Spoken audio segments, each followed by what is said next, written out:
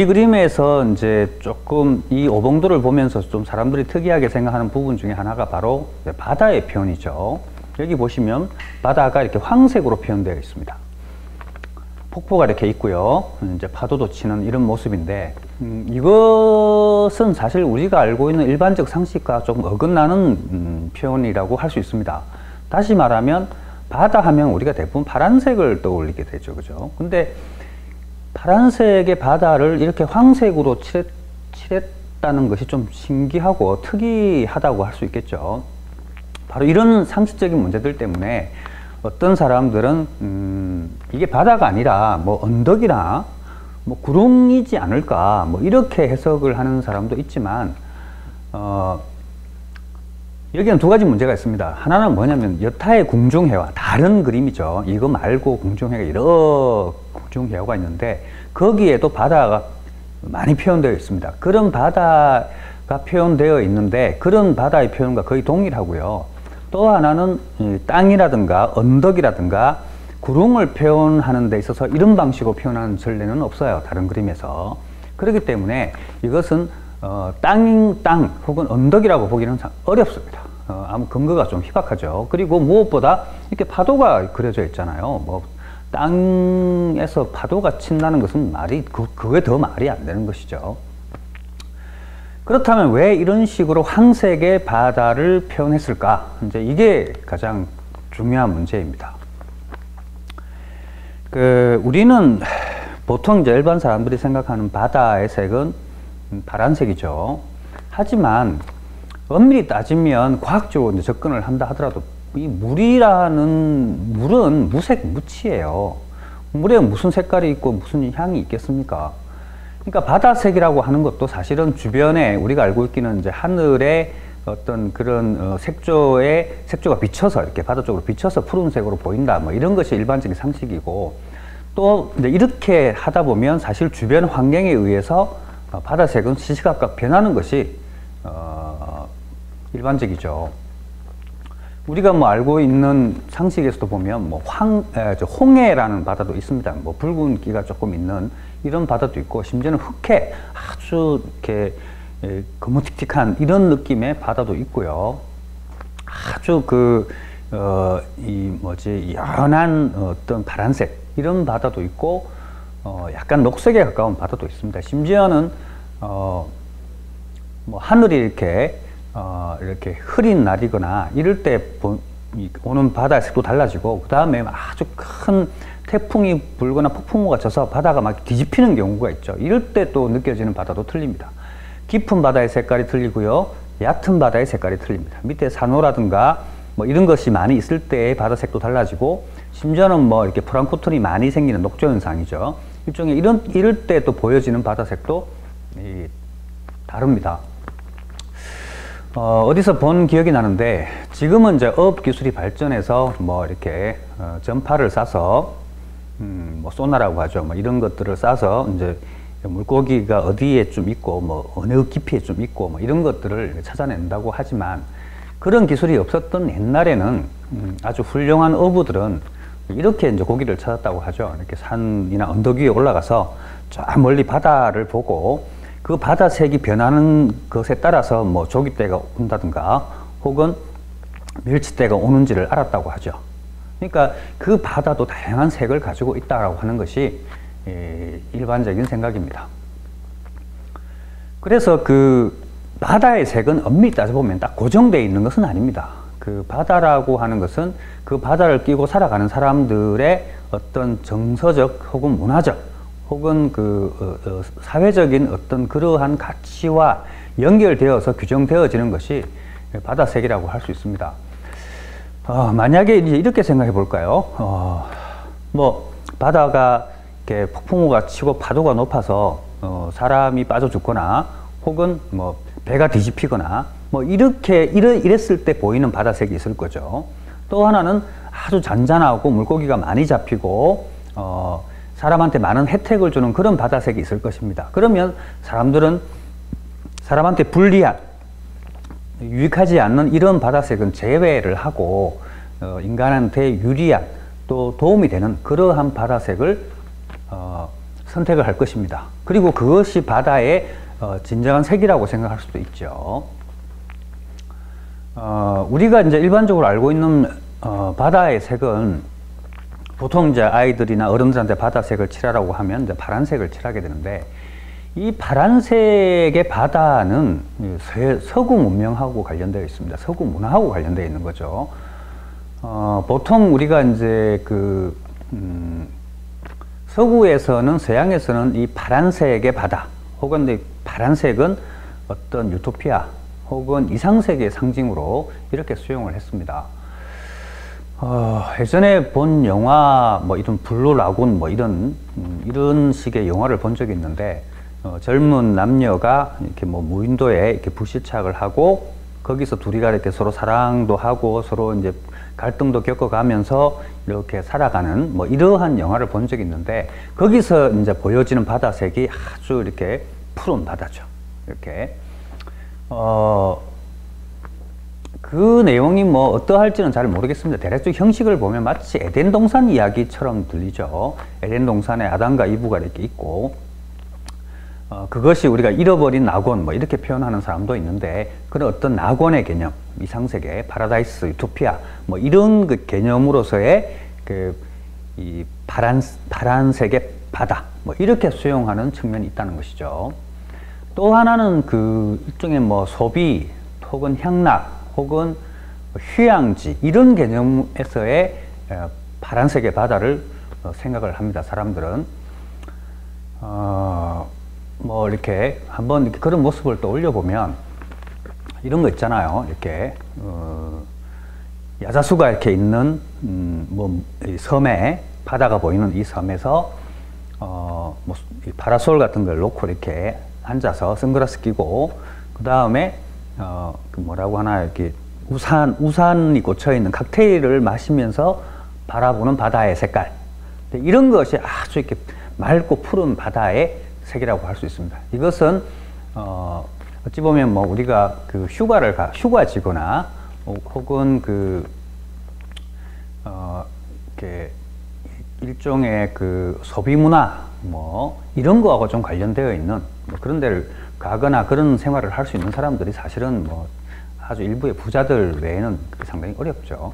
이렇게 서양에서 생각하는, 혹은 또 우리가 일반적으로 생각하는 이 바다의 색깔도 사실은 문화적이고 또 사회적인 이런 측면에서 바라본다는 얘기죠.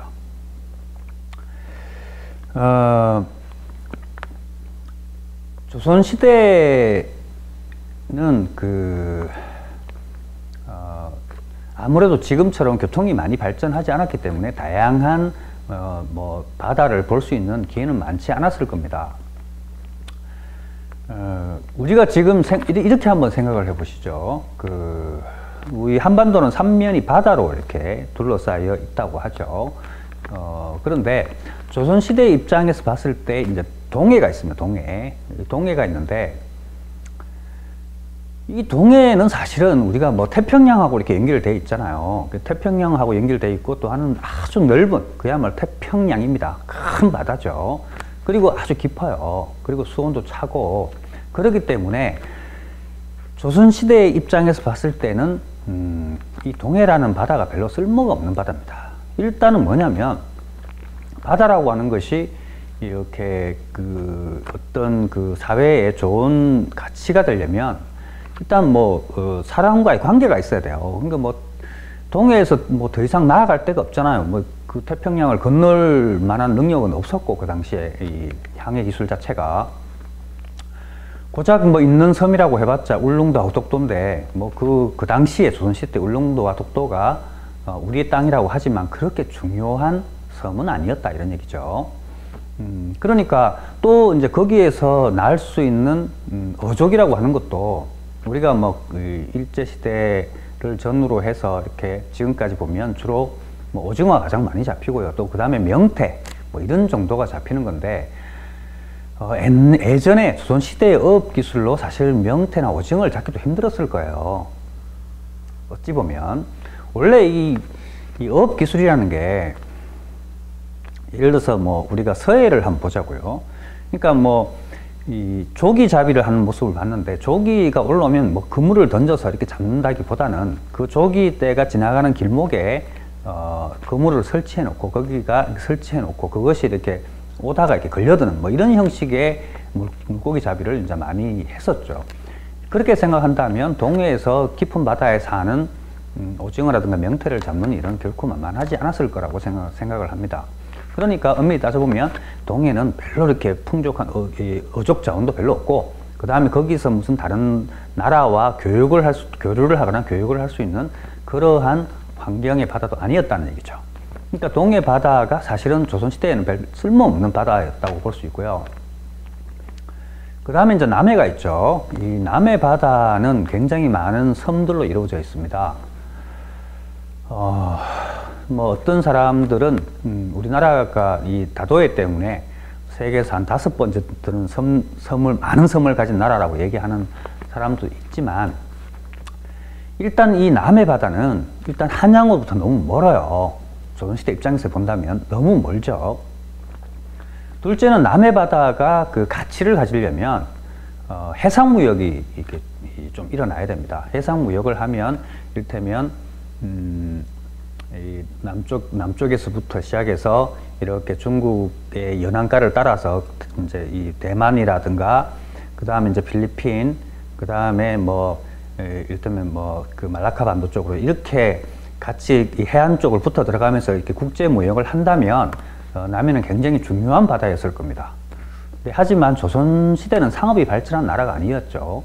그리고 그 국제 간의 무역도 국소로 이렇게 축소를 시키고 많은 절제를 했던, 통제를 했던 나라였습니다. 고작해서 뭐 이렇게 국제무역 이렇게 한다면 남해를 중심으로 국제무역을 하는 것이 이제 일본하고의 관계였겠죠. 외나라. 그런데 그것도 뭐 임진왜란 이후에 우리 조선하고의 관계가 거의 끊어졌고요. 그 이후에 다시 그 국교가 복원되긴 했지만, 뭐 조선통신사가 가끔 이렇게 가기도 하고, 혹은 일본의 상인들이 이렇게 이 남쪽으로 들어오는 경우도 있었지만, 뭐 외관이라든가 이런 것들을 만들어서 굉장히 통제를 했죠. 그 외부로 나가지 못하게 하고, 심지어는 조선의 여인들이 이제 그 외관에 있는 일본 외인들하고 같이 결혼도 못하게 하는, 관계도 못 맺게 하는, 뭐 이렇게 굉장히 극도로 통제를 하면서 관계를 맺어왔습니다. 그러니까 뭐 국제무역이라든가 해상무역이 발전한 것도 아니었고, 또 이 한양으로부터 굉장히 멀리 떨어져 있었기 때문에 실제적으로 남해도 그렇게까지 중요한 바다는 아니었다라고 보는 것이죠. 조선시대의 관점으로 본다면. 그런데 이제 거기에 비해서 황해는 좀 이야기가 다릅니다. 우리 입장에서 봤을 때는 이제 서해가 되는데, 이제 공식적인 이 명칭은, 서해의 명칭은 옐로우시 해서 황해가 되죠. 황색의 바다. 이 황해는 굉장히 독특한 바다입니다. 일단 수심이 한 평균 40m 정도로 아주 낮고요. 그리고 이렇게 만이라고 하죠. 이렇게 중국과 한반도가 이렇게 둘러싸여 있는 형태가 되다 보니까 이렇게 파도가 너무 심하지 않고 좀 잔잔하죠. 무엇보다 이 황해는 정말 풍족한 바다입니다.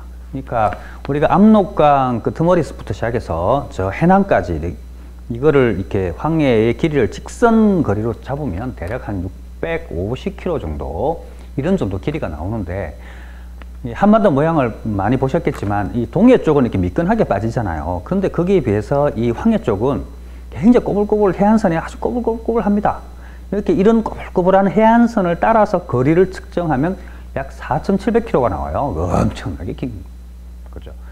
또 조수간만의 차이가 크면서 거기는 뻘이 생깁니다. 민물이 들어왔다가 빠지는 과정에서 사람들이 쉽게, 이를테면 조개라든가 뭐 낙지라든가 뭐 이런 것들을 채취할 수 있는 이런 환경이 만들어지고, 무엇보다 이 황해의 이 물 색깔이 이렇게 그 이름이 붙여진 이유는 중국의 황하라는 강에서 흘러드는 황토물 때문에 그렇습니다. 이 황토물이 굉장히 많은 영양분을 가지고 있는, 육지의 영양분을 가지고 있는 그런 이제 물이죠. 이런 것들이 대량으로 이렇게 이 바다에 이렇게 스며들면서 들어오면서 굉장히 이 영양분이 많은 바다가 만들어지게 되고, 이것 때문에 수많은 어족들이 이제 여기서 생존을 하게 되죠. 일단 뭐 물고기 같은 어류만 약 한 100여 가지 종류가 있고요. 그 다음에 뭐 우리가 미역이라든가 해초라든가 해조류라든가 뭐 이런 걸까지 다 합치면 대략 200종 이상의 해양생물들이 살아가는 곳입니다. 그러니까 1차적으로는 대부분의 그 당시 조선시대 때 이 물고기와 같은 어떤 해산물이죠. 이 해산물들은 거의 황해에서 보급되었다라고 보는 것이 정확할 겁니다. 그만큼 풍족한 바다였다 이런 얘기죠. 그리고 또 하나는 이제 국제적 관계입니다. 중국과 그 조선은 밀접한 관련을 가지고 있어요. 우리가 지금은 뭐 태평양 시대라고 얘기합니다.